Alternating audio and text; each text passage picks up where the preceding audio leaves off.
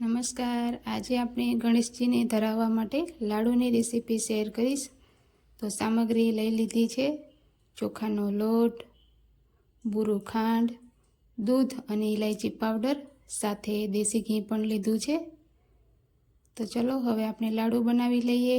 તો સૌથી પહેલાં આપણે ચોખાનો લોટ લઈશું, બુરું ખાંડ એડ કરીશું,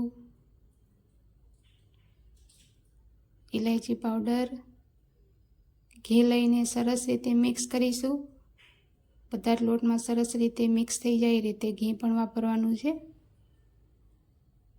ગેસ ચલાવ્યા વગર ઝટપટ બની જાય છે ને આ લાડુ ગણેશજીને ધરાવવામાં આવતા હોય છે. ફરી આપણે ઘી એડ કરતા જઈશું અને સરસ રીતે મિક્સ કરતા જઈશું.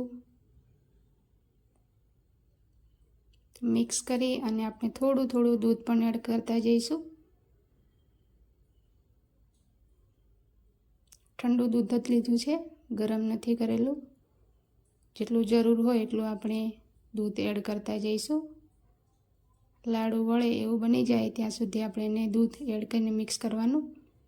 તો આપણા લાડુ બને છે. હવે આપણે લાડુ વાળી લઈશું. તમારે જેવા નાના મોટા બનાવવા હોય એ રીતે બનાવી શકો છો. તો આ રીતે આપણે બધા જ લાડુ બનાવીશું. તમે જોઈ શકો છો સરસ આપણા લાડુ તૈયાર થઈ ગયા છે. તમે પણ જરૂરથી બનાવીને ગણેશજીને ધરાવજો. Thank you.